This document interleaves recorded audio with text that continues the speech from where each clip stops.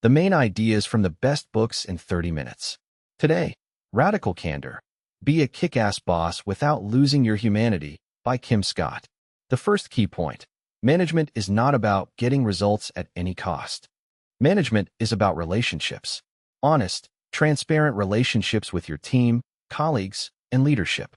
Results matter, of course, but new managers often put their focus in the wrong place. It can feel like your job is to assign tasks, track deadlines, control processes, and deliver a strong outcome. That gives you a sense of control and power. The problem is this: the idea that if I focus only on results, everything will run better is almost always a mistake. A manager is not only responsible for processes. A manager is a source of clarity and stability. Processes change. Plans change. Results can change too. But the team still needs a steady reference point, a person they can rely on. Next comes the core concept of the book, Radical Candor. Management is emotional work. It takes not only intelligence, but also maturity, resilience, and the ability to unite different people into a strong team. A good manager can say something honest and human, like, "You messed up, and I want you to get through this." But in reality, many leaders swing to extremes. They either coat everything in honey, just to avoid hurting anyone's feelings, or they become harsh truth-tellers, and over time slide into humiliation and insults. If you have to choose between two evils, bluntness is at least clearer. People understand what you want. But Kim Scott offers a third option, not an extreme, but a balance. Radical candor as a blend of honesty and genuine care for the person. It is openness right on the edge of directness. And it is not the same as radical honesty in the style of, I say everything as it is, no matter what. There is a telling story. One employee kept performing poorly. Kim Scott hoped things would get better with time. The person had a strong resume. She spared him, and she spared herself, and ended up doing part of his job for him. Then one day she came to her senses. Only at the moment she fired him. And the employee shouted, "Why did you all stay silent?" And he was right. Radical candor is not just a communication trick. It is a strategy. It requires rethinking many management practices, one-on-ones, hiring and firing, career planning, teamwork cycles. And, in fact, rethinking the role of a manager itself, what it means to lead, and how to build a team for the long run. Yes, a team can produce results without radical candor. Through pressure, manipulation, promises. But usually that works only for a short time. Fear-based motivation burns out quickly. To keep the bar high, you either have to increase pressure or constantly replace people. That is not growth, it is wear and tear. When there is no trust, people don't share ideas, don't tell the truth, and work at half capacity. Each next cycle costs more, in people, energy, and reputation. Radical candor, on the other hand, creates a sustainable system. People perform better because they understand what is expected, and they know that in a hard moment you won't turn away. The book cites sociologist Arlie Hochschild. In professions built around people, flight attendants, waiters, psychologists, teachers, managers, a huge share of energy goes into maintaining relationships. That is work too. It is just often invisible. Another example. Kim Scott had to prepare a new pricing strategy for investors. But the entire day went to conversations with the team. Someone had health issues, someone had good news at home. When she finally sat down to work, she was drained. And that was normal, because without those conversations there would be no team capable of executing any strategy at all. The next major section is feedback. And the principle here is simple. Start with yourself. Don't assume the team already understands everything. And don't speak in hints. A manager must be a source of clarity. To build open relationships, people need accurate, timely feedback from each other and from you. The strongest start is to ask for feedback about yourself. But then the question is, how do you get people to speak at all? There is a story about Japan and Toyota. In Japan, it is not customary to criticize your boss. And to get feedback, Toyota's leadership drew a large red square on the factory floor. Every new employee at the end of the shift had to name at least 3 problems out loud. Kim Scott faced a similar issue and joked that she would draw the same square for her new team. It worked. Although at first, instead of work issues, people complained about the quality of the office tea. The point is, people test whether it is truly safe to say what bothers them and what your reaction will be. Kim Scott treated the tea problem seriously. She needed to show the team, "You can trust me because I genuinely care and I take what you say seriously." That was an important signal. Only after that did people start bringing real observations. What slows the process down? What blocks communication? What destroys motivation? Feedback is not just an exchange of opinions. It is a way to build trust.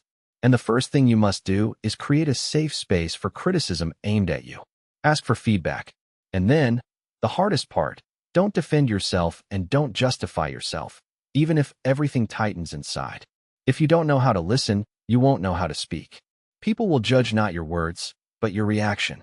If your look makes them feel afraid, the conversation is over, even if you are saying all the right phrases. Next comes an important thought. Praising is hard. Criticizing is scary. Many people think praise is easy and criticism requires delicacy. In reality, praise also comes in bad and good forms. Bad praise is empty words that mean nothing. It makes relationships formal and shallow. People can feel when you are wrapping bitterness in a pretty wrapper. You're a valuable employee. Good praise is precise and specific. It connects to the task or the team's values and explains why it matters. For example, "Thank you for resolving the payment issue without reminders." That reduces stress for the whole team. "I see how you keep your focus." Criticism follows the same rule. It should not be a generalization or a judgment of the person. Only specific behavior, specific context, and a specific impact. Bad criticism, "You're slow. You ruin everything.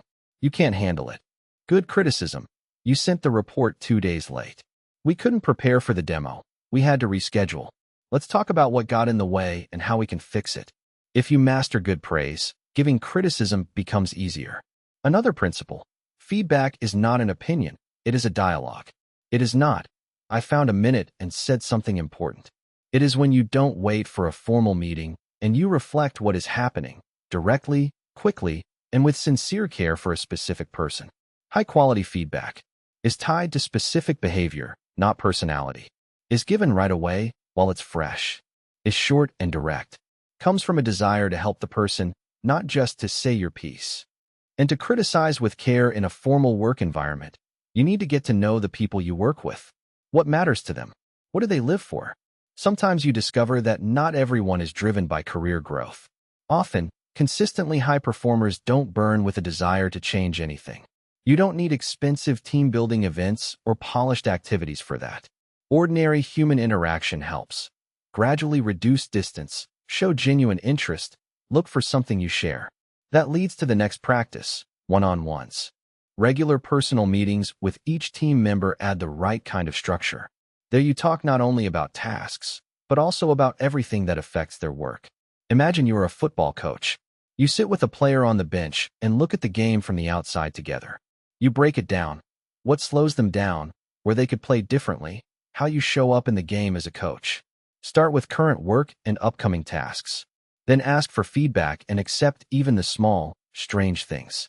Look for specifics, what can be improved. And when it becomes familiar, talk more and more about the person, what interests them, what is important to them. That is how your expectations become clear, and their real capabilities become clear too. Then the book moves to people and roles, who to develop, who to hire, and when to part ways. If you already know how to praise, criticize, and earn trust, and you understand your people, you can move into career planning. This doesn't mean you must motivate everyone to tears or turn your team into a personal growth retreat. But if you build relationships, it makes sense to be interested in where a person is going in life, how they see their place on the team, and what matters to them at work. Here Kim Scott makes an important clarification. It's not only about ambition. She herself fell into the trap of valuing only ambitious employees who can deliver breakthrough results. These are growth stars, at their peak, hungry for new challenges, fast learners, driven forward. They matter, and you should develop them and prepare replacements for them. But there are also rock stars, stable performers, reliable and predictable. They don't chase the next level, but they carry key processes. Both are invaluable. Don't try to turn everyone into one type. It's impossible, and it's risky, because you can lose someone essential. And don't assign growth development tasks to rock stars, or ask growth stars to spend their time on routine, stable work. To understand who you're looking at, you have to talk. That's why one-on-ones matter. To move from task updates to understanding the person and to planning a development path together. People change. You change too. That's why these conversations must be ongoing, not only about work, but also about where a person is going and what is happening in their life. Kim Scott highlights 3 themes worth gradually opening up. Story: how the person ended up on the team, what they did and do, what they dive into head first. Dream: what they would do if there were no limits. Yearly plan: what they want to learn and what they want to try in the near future. When you know the answers, you can redistribute tasks and build growth paths based on what matters to people. It is both care and pragmatism. Sooner or later, a person will think about these questions anyway, and the answers may not be in your favor. Now, hiring. If you hire only growth stars, you get a team of fireworks and no stable outcome. If you build only rock stars, you get a heavy, slow structure. A strong team is a rhythmic mix where each person understands why they are here and where they are going.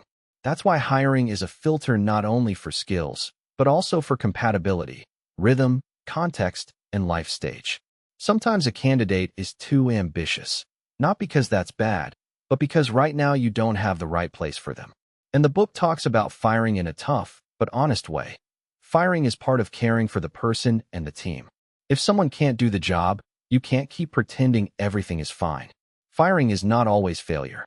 Sometimes it is a transition to another life stage, an honest answer to a mismatch, and respect for the rest of the team that is affected by a weak link. To decide whether it's time, Kim Scott suggests asking yourself, did you give direct feedback with care? Is there visible progress after one-on-ones? Did you get an outside perspective on the situation? How does this person's presence affect the others? If the conclusions are bleak, act and don't postpone it. And if you did none of this, you may be making the decision on emotion. Next, how to make decisions as a team. Kim Scott proposes the GSD, get stuff done, cycle. It is simple, but it requires discipline and skill. The steps are: listening. You listen to the team, help people share how they see the situation. You add organizational information about priorities. And most importantly, you don't take up all the time. You give people space. Clarifying. You clarify every idea and help describe it clearly and briefly, so it becomes understandable to everyone, not only to you. Debating. You support the discussion and think through how ideas could be implemented, what risks exist, and what resources will be needed. This can be a tough but respectful argument where ideas are compared using tangible criteria.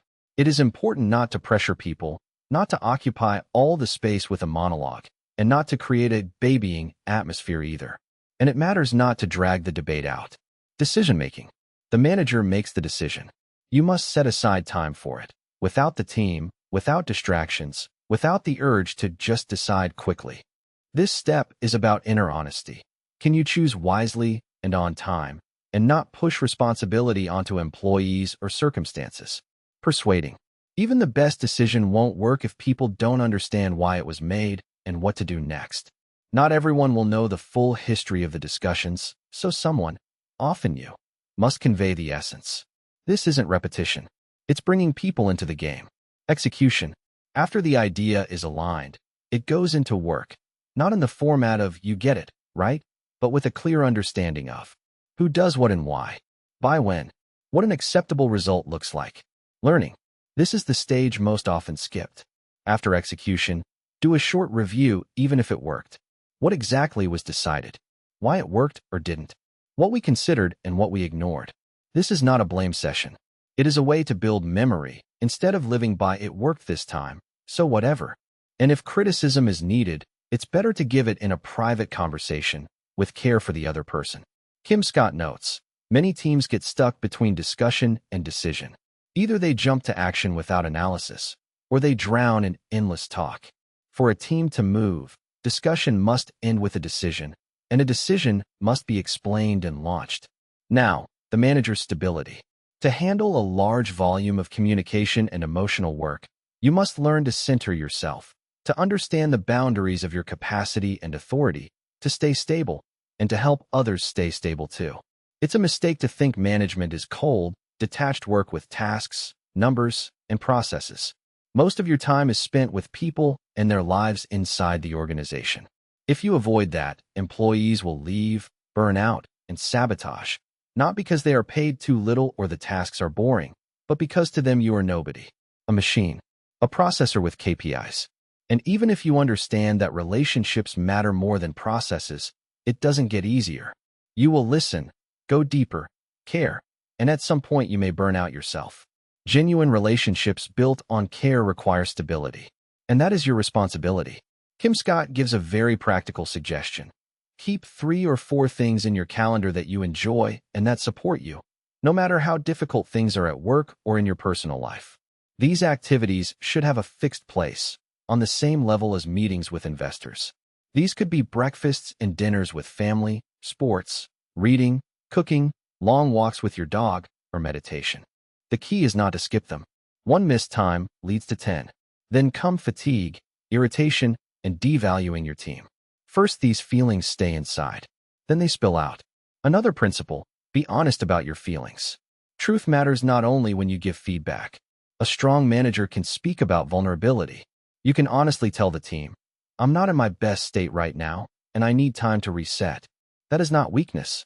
That is maturity. A manager's stability is not the absence of emotions. It's the ability not to explode and not to dump your states onto the team. It's normal to feel anger, exhaustion, irritation. Learn to process these feelings, not to pour them onto others.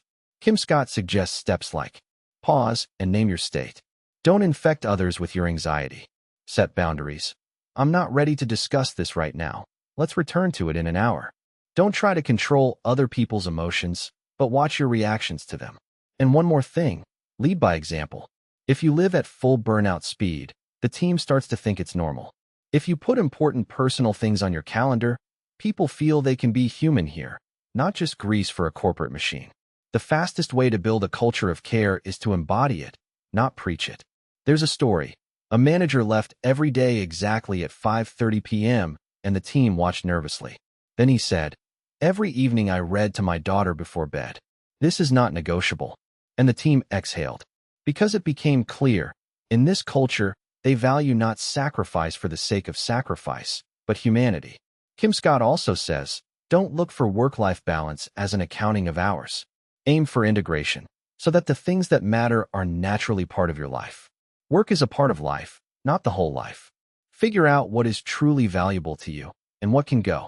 And the final meaning, you are not a superhero. Radical candor is not a style of communication. It's a way of being. It requires not eloquence, but stability. Not managerial charisma, but a habit of directness and attention to people. It's about being real, clear, understandable, reliable. Kim Scott is not telling you to manage through empathy as a trendy label. She is asking you to stop playing a role. Don't pretend you're a machine if you work with people. Don't stay silent when you see a problem. Strong teams don't stand on motivation. They stand on relationships. Not on charisma, but on trust. Not on a superhero who drags everyone forward, but on a mature person who can speak honestly, listen, and care without baby talk. Not everyone will like you, but people will respect you. And that matters more. And finally, the 10 best ideas from the book. 1. Results are not the main thing in management. A manager is not a process controller, but a source of clarity and reliability. Processes change, but the team must always know who they can rely on. 2. Emotional labor is not a side effect of management. It is its core. Feeling tired after conversations with people is a sign you are doing real management. 3. Leaders often swing between extremes, harsh truth-telling or lies for comfort. A better strategy is radical candor, honesty plus care. 4. Relationships in a team are built through communication. Good praise and good criticism are based on specifics and on describing impact, not on general words. 5. Start with yourself. Ask for feedback and accept criticism without excuses. If you are afraid to hear feedback, your employees will be afraid to speak. 6. Value not only the ambitious, but also the consistently strong performers. To understand who is in front of you, talk to people. 7. Firing is not failure. It can be a form of care. Keeping someone out of kindness when they can't do the job harms everyone. 8. Make decisions by following the steps consistently. Listening, clarifying, debating, deciding, persuading, executing, learning. 9. A manager's stability is not a luxury. It is a duty. If you burn out, the people around you will burn out too. Caring for yourself is mandatory. 10. Strong teams are built not on a leader's charisma, but on a culture of clarity and respect. If you liked it, please hit like, subscribe to the channel so you don't miss future books, and write in the comments which book you want us to break down next.